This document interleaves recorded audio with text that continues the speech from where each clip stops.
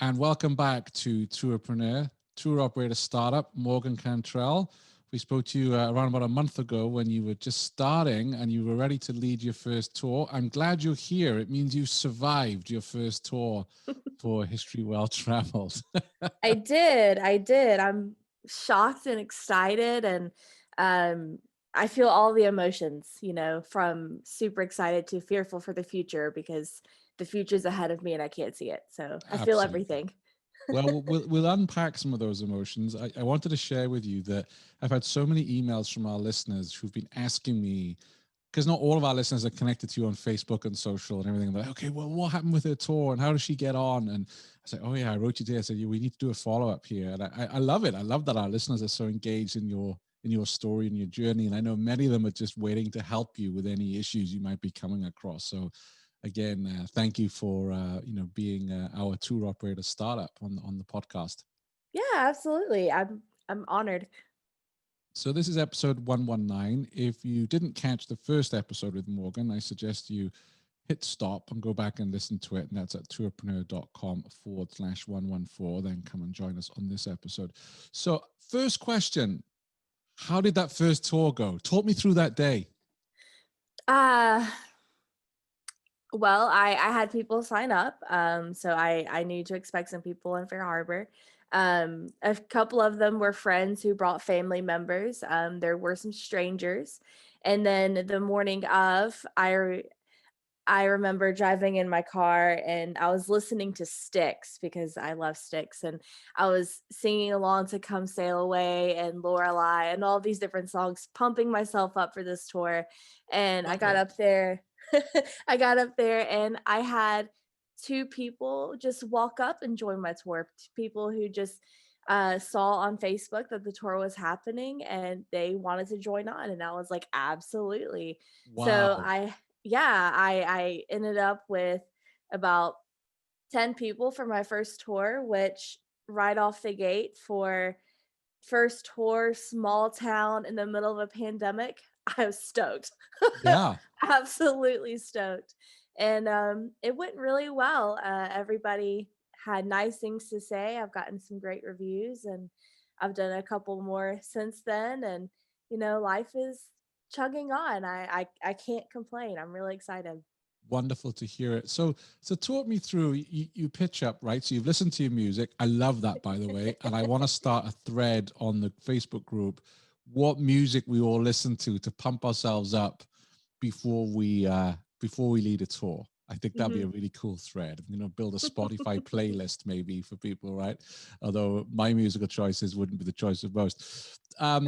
What so you turn up and there's a couple of people that you know with family members. That's always good, right? To get there Mhm. and up. But then there's strangers. And what did you think when people turned up that you didn't know and they hadn't booked?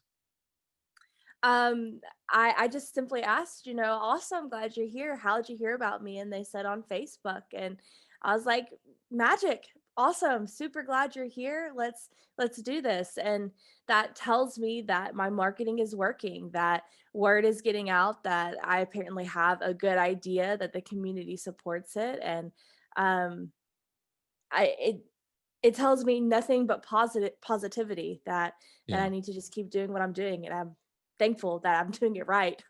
Yeah. So in terms of Facebook, were you running Facebook ads or was it your Facebook page? How did that come about?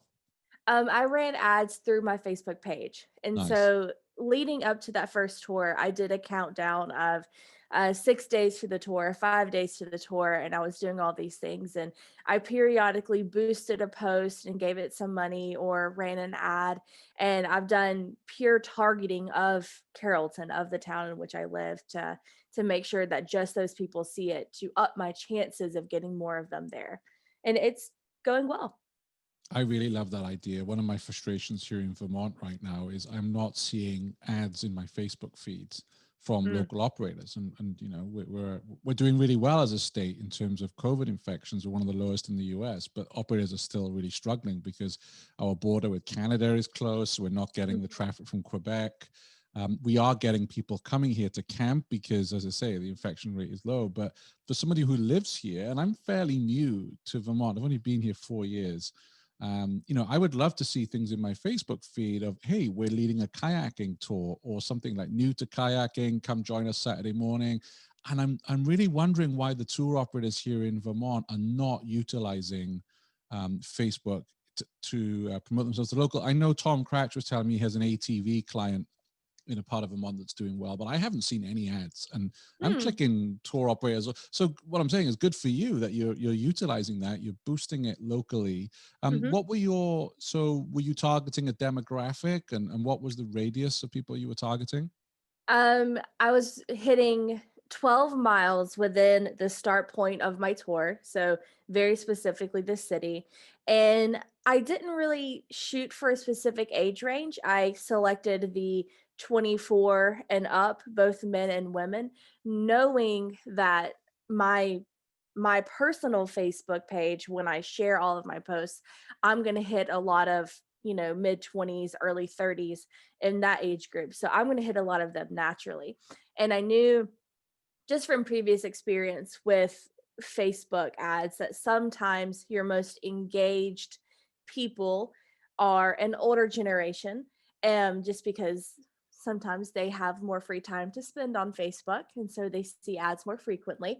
And I definitely saw that reciprocated here, that the most people who were engaged with my post, people who liked, commented, posted, shared, etc., they were 55 and up, which also doesn't surprise me. I live in a small town in the outside of Atlanta, Georgia. So a lot of the people who live in these communities are older men and women, and it's local history. And so that actually is a topic that is more geared towards an older demographic rather than 20 and 30-year-olds aren't always as keen to learn about, farming and agriculture. Yeah, yeah. But that's good for you to know for future campaigns, right? That if Sure. that's the sweet spot with the age demographic. And are Yeah. you tempted now you've got the 12 miles down, do you want to double that or triple it and just see if you can get more people coming in? Yes, I think so. But I want to try that with a different tour. The historic Carrollton walking tour is a great tour, and I do think that there would be people who are in the surrounding counties and areas who would be interested in that. Absolutely. But I don't know that it would be worth the money to try to drive people into Carrollton. I'll have to play with it. I have some ideas for some other tours that Mm. are more unique, that are more touristy, that I think other people will drive in for. So I'm planning on saving that experiment for those, I Yeah. think. And if anyone's listening's got advice for Morgan on Facebook ads and the targeting, do let us know in the Facebook group. Show notes will be in the links will be in the show notes, because I know there's a lot of our listeners out there that are experimenting with Facebook ads, and I really love pulling that knowledge together because it saves us all money. And I love the idea of you experimenting with different tours. And also, I guess top of my mind would be, okay, you've had some locals turn up, especially the two who turned up on the day. And some kind of review from them. Can you use that in a Facebook ad? So we were bored on a Saturday morning and saw this, whatever it may be, to Hmm. encourage more locals to think, wow, I'd never have thought of doing that. And so had a good time. Maybe Yeah, we should do that on Saturday. Because I do think many of us are sat at home bored, wanting to do things, but not necessarily knowing, what's out there. right. Exactly. Especially in a world like we live in today, what is there to do that's safe and outdoors? Yeah. And I did an entire boosted, it was a post, not an ad, but listing all the reasons why it made sense to do an outdoor walking tour in the middle of a pandemic, because it's outside and there's small Yeah. groups and we can spread out. And so I've played that card. I did get a couple bookings off of that particular play, but we'll have to see. I'll try it again.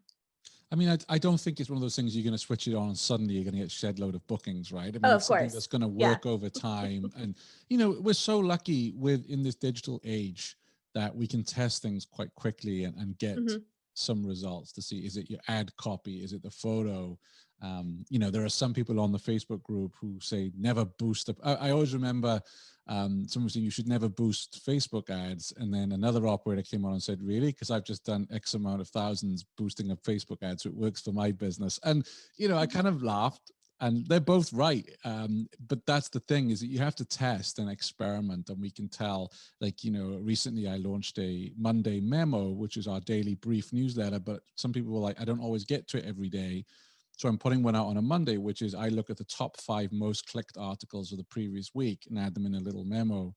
And it was interesting because I looked at that and I was like, wow, not only is the open rate really high, but I can see people are not just reading the article and saying, oh, I read that last week, it's fine. They're clicking it. So it shows me that there are people out there that really saw that as a very useful email. But Mm-hmm. without that, without the metrics and that reporting, you just would never know, right? You just wait Right. for the phone to ring. So I love that aspect of Facebook ads, that you can play around with it and look at conversion rates and what's doing well and what's not.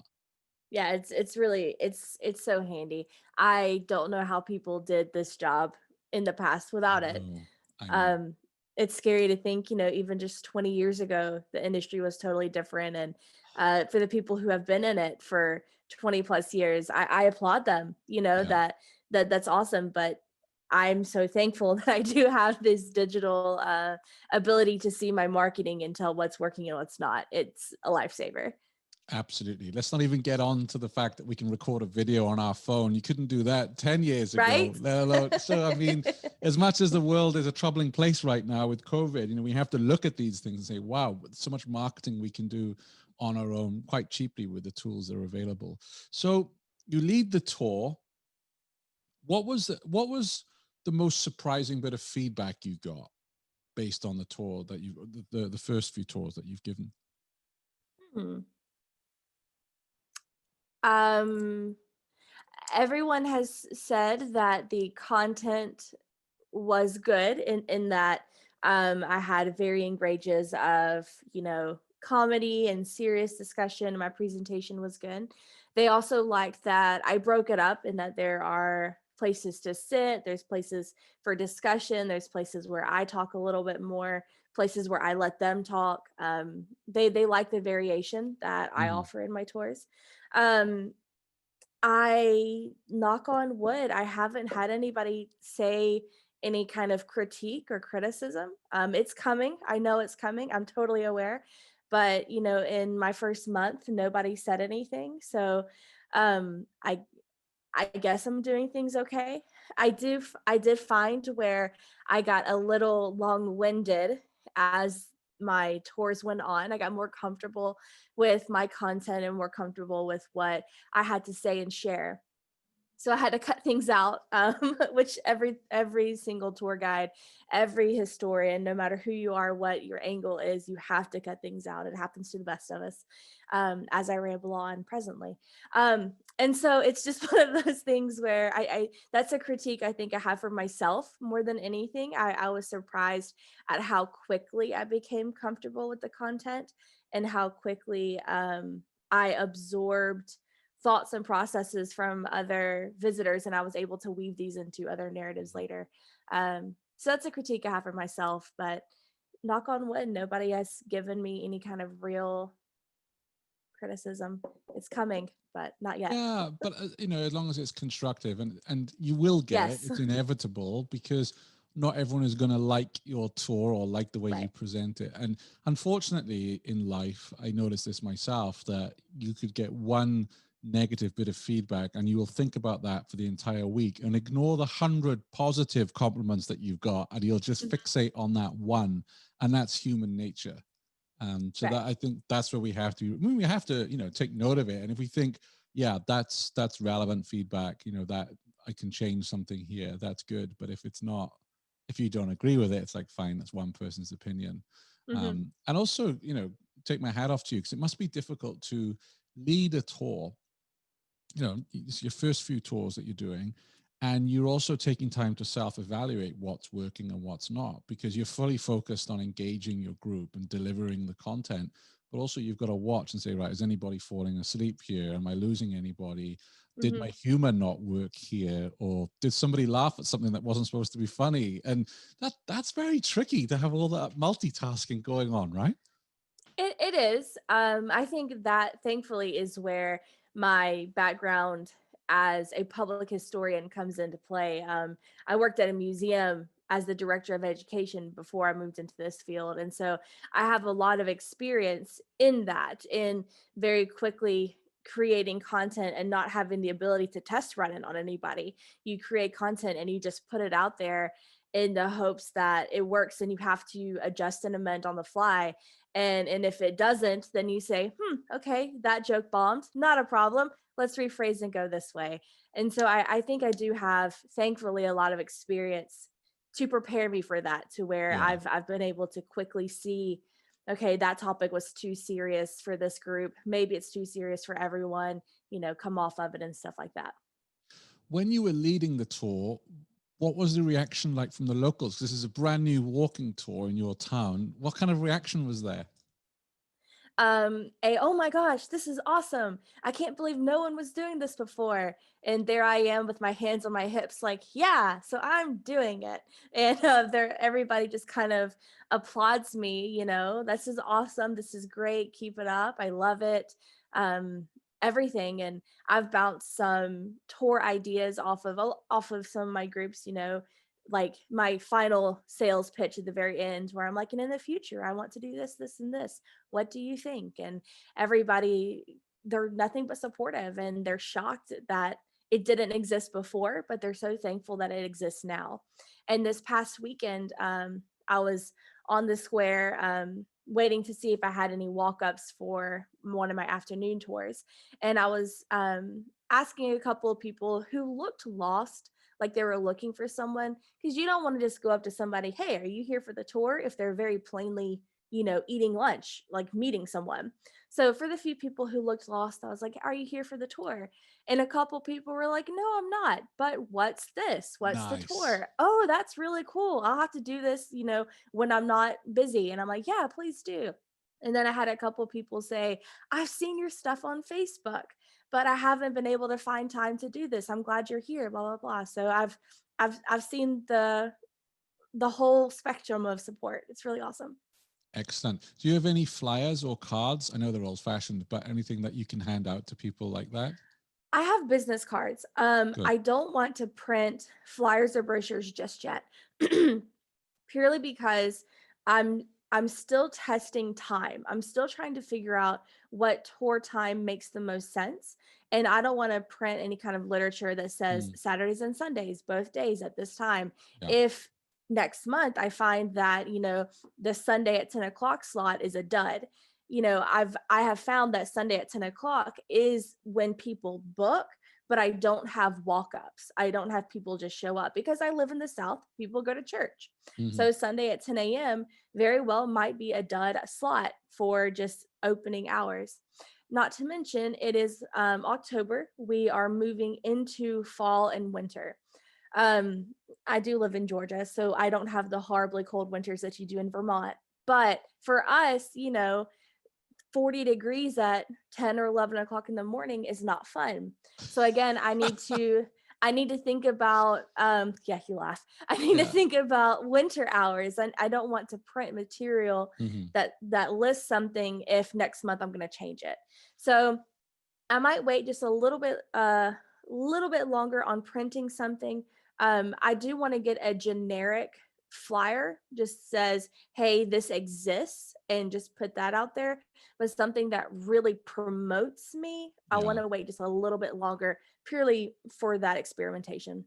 And again, if any of our listeners have some advice here about some merchandise you've used or collateral you've used when you were at the same stage Morgan was at, let us know. Because my issue is, someone says to me, oh, this is like I do all the time in podcasting. I'll be out walking the dogs and I'll listen to a podcast and someone really recommends a really good book.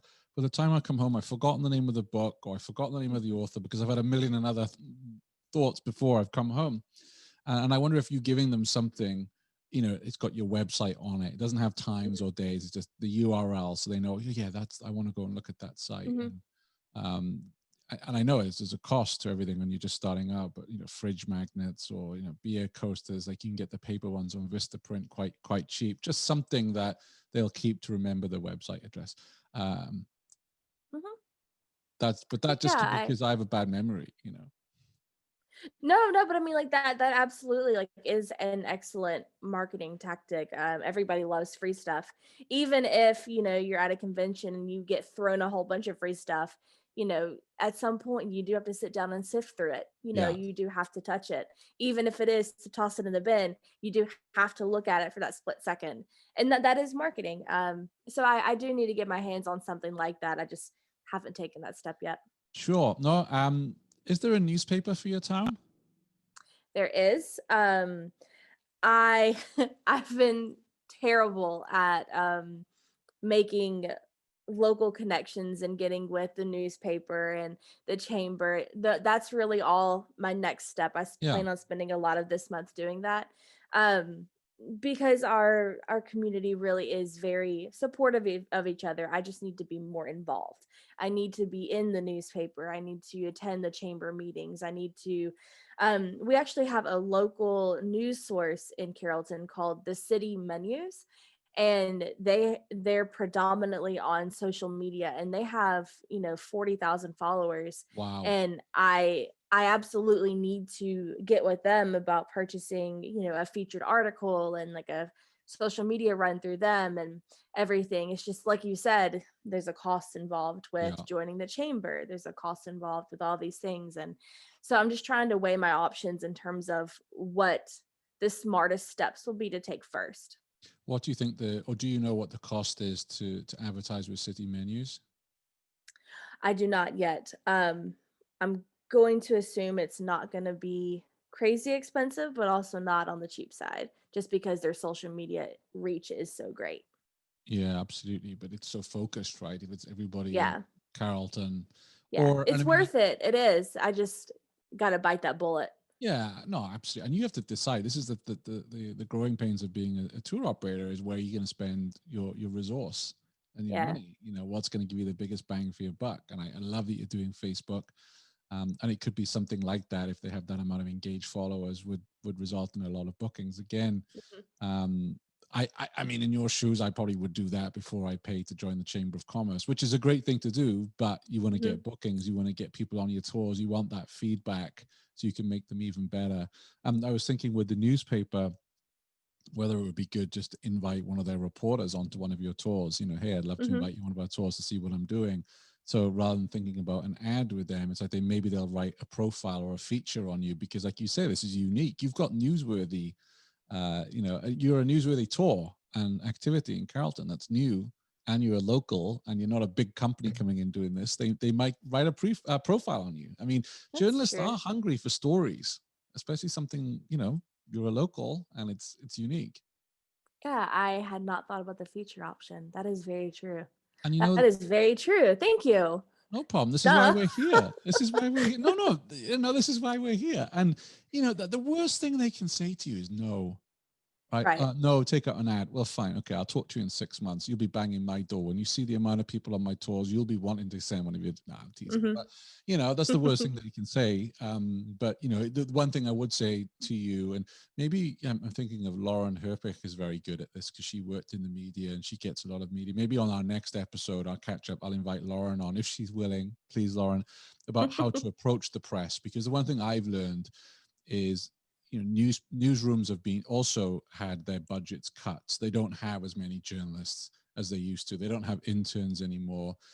So you really have to kind of do all the work for them. Mhm. And I'm generalizing here, right? But they Sure, don't sure. have a lot of resource to go and investigate this story. So, but in your case, you're offering them a cool tour, so you think they would be all over that. But maybe we could invite Lauren on, and Lauren, or Okay. in the group, maybe Lauren can give us some pointers, or anyone here who's had success getting local media attention. Let us know. We'd love to share your advice because that's what this series is all about. You mentioned on the last episode about how you chased the guy at the CVB, which I love that story. I Have did. you heard from them at all since you've launched? Um, no, I haven't. I need to send him an update email. I was trying to get to this first week of October, Yeah, when I have all of my numbers that I can, kind of send out just a giant, I did it, look what happened email, yeah, and really get him on. And that's, I need to do that. I need to follow up with him. I have met though with my one of my professors from the university in Carrollton, it's where I got my master's in public history. I met with her and we had a great chat about how the tours are going, and how this is a really interesting way to use my degree, because it is public history. I Yeah. am, sharing history with everyone, and she thinks what I'm doing is really cool. And it's a whole new angle for public historians to think about how to engage with history and engage with the future of, how do we preserve and tell and share these stories of people. So that was a fun conversation. And did you ask her when is she going to book? I did put it on her radar that she needs Good. to. Unfortunately, I know she is an incredibly busy lady. Yeah. I'm just glad she met me for dinner. Okay. I'm teasing. It's my always be closing mantra. I know. No, that's really good feedback. And I was thinking with the CVB gentleman that maybe invite him on one of your tours and say, look, I'd love to give you a free place on my tour. Maybe this wouldn't have happened without our conversation, and it'd be an honor to host you. Oh, And totally. that kind of public relations can go a long way. Mm-hmm. Yeah, I've got to get him on, especially because one of the stops on the tour is at the train station in town, and his office is now located in the train station. And so it would just be really interesting, period, to compare notes of what my presentation is versus what he knows actually working in the station and things like, because I remember when they were renovating the train station, they found all kinds of bits and bobs and, old pieces and architecture that had been covered up and everything. And I'd be really interested to hear his stories in comparison to my presentation, to see just what he has to share that I don't know yet already. Yeah, no, that's cool. How are things going with FareHarbor? Great, seamless, wonderful. They give me money when I get bookings, and my bookers give them their fees, and everything is running smoothly. I have not had anybody tell me that the booking software does not work. I've run a few little promos, like little campaign codes for discounts and stuff. Again, just testing to see what does and does not work. Those have been successful. I can't complain. It's worked out. Great. I'm just thinking with city menus, if you were to do something there, maybe that discount code booking through them would also be, obviously you got to look at your numbers and margins, but that could be good. So you and I met because we both studied with Mitch and Alan at the TripSchool. What have you really relied on from your learning from Mitch and Alan in these first couple of weeks? Because it's all very well to go and study something, right? And you know this as an academic, but when you have to put it into practice, what's been the most surprising thing for you maybe in these first few weeks that you've been operating? I do not think I would have been able to get it off the ground anywhere near as fast as I did had I not taken the class with Mitch and Alan. I know how to do the research. I know how to tell stories. I know how to write a tour. That's for the way my brain works, that's logical. The hard part was the business stuff. Knowing where to go to get the different licenses and registrations and all the different things that hoops and ladders I have to climb over, jump through and everything. And that's been the most surprising part, that I think it's just really the business aspect of it. Everything that goes into the behind the scenes of creating this tour experience, because everyone that comes on the tour, they just have this jolly good time of an hour and a half walking around downtown Carrollton, listening to stories with me, but they don't realize the hours and hours of work, the cups of coffee I have drank, the money I have invested in creating this. And I think it's that business aspect. That's the part that's been the most shocking. And the part that's the most not natural for me. I have to think like a business owner, which I am one. And that's crazy to say, but like I have to like train my brain to think that way and to not just focus on the tour and the experience, which is beyond crucial, because without that great experience, there is no business, but without the business, there is no tour. So it's just difficult sometimes, making my brain remember to do the business stuff and not just focus on, tour Fun stuff. experience and content. Yeah. I was just thinking to myself this morning because I've been working on my media kit for sponsorships for 2021, and I've got a lot of calls and emails to deal with. And I thought, oh wow, I wish I just had a sales director to deal with all this, and I can just speak to people like Morgan every day and just do. This is the fun bit of what I do, Uh-huh. right? These Yeah. conversations, the editing and the social media and just the business side of things is, that has to be done with.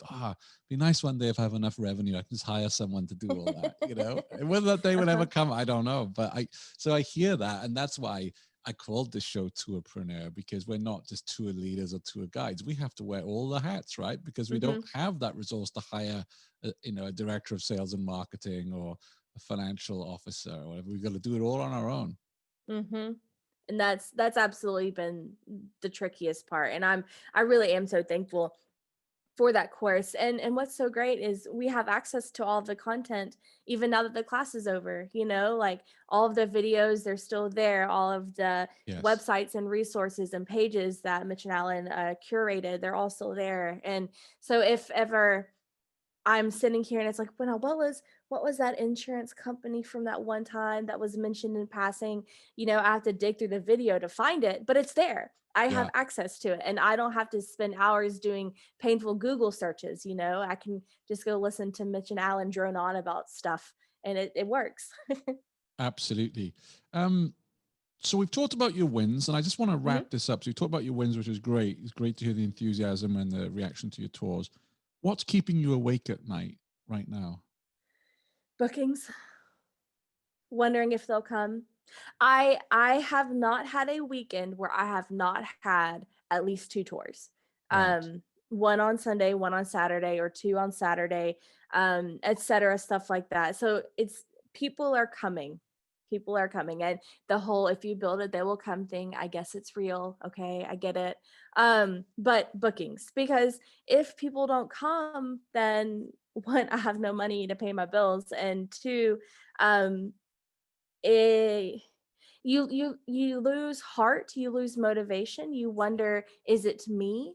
Like, is it me? Am I failing in some way? Is it the content? And then I go down a giant, rabbit hole of spiraling. No, but what if it's this? Or what if it's that one joke I made that one time and somebody went and, blabbed all over town. They're like, this person is horrible. And so now nobody's coming. And that's not true. I know that's not true. But when you're lying in bed at night and you're panicking because you have tours the next day and you only have bookings for one slot, you don't think the logical thing of, oh, Morgan, it's football season in the South. There are games that start at 12 noon. So your afternoon slots on Saturdays might not make much sense now. I get that. Logically, awake right now, that makes total sense. At 3 o'clock in the morning, no, No. that's not where my brain goes. I hear you. I hear you. That self doubt really creeps in. But it sounds to me like you're approaching this in the right way. You're learning, you're assessing, you're testing, you're experimenting. You're not putting yourself way in the red with huge marketing campaigns. You're doing this step by step. And you were saying to me just now, you were up at 5 o'clock this morning teaching English Mm, to Chinese students. And, that's what we have to do when we're hustling, which is a horrible word. I don't really like that word, but, we're working hard to grow a business. I know plenty of our listeners are working 2 or 3 jobs right now mhm. until we get to that stage where we don't have to lay awake worrying about bookings. And I'm talking after the pandemic, of course. Um, good. Is there anything else that our listeners can help you with right now? Any questions you want Um, to ask or anything you're struggling just with? um I really like to hear success stories from people. Hmm. I had several people send me emails of or Facebook messages or LinkedIn messages of, hey, heard the podcast, what you're doing is awesome, great job. I've gotten some great constructive criticism, and it's been wonderful. It's something I didn't hear from people, which I think just all beginners need is, hey, I was in your shoes, this is Yeah. what I did, and it works. It sucks for a little bit, it's hard, but all that pay off, it works. And I'd like to hear some success stories from other Yeah. people who have done this as well. So yeah, Well, I guess maybe, that's really what I want. yeah, and maybe what we'll do on a future episode is bring on some walking tours who have been around for a while and we can have a Hmm. roundtable discussion about, you know, their advice, live advice for you based on their That'd be experience. cool. That, yeah, that would be good. Marvelous. Well, Morgan, thanks for coming on the show today. And again, I really appreciate you being so honest with us. We really don't want to sugarcoat this. This is a very difficult thing to pull Hmm. off, running a Yeah. successful tour business, and you are showing us how you're building it. So I'm really very grateful for that. Thank you for having me. I do. I feel very honored.